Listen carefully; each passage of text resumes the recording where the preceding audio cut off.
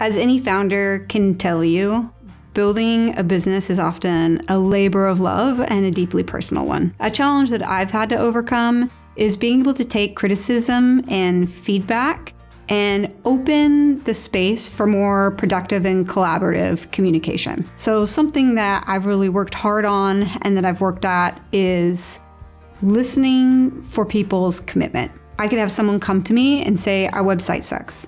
Well, I can give them the reasons that we built it the way we did. That still puts me in a defensive standpoint, but none of that really matters because what I'm missing is the speaker's commitment underneath that. And that speaker's commitment underneath that is, I wish we had the best website in the industry. Well, of course, I wish that too. And that puts us together as a team and starting to collaborate. And in the end, really what you get out of that is momentum to carry things forward.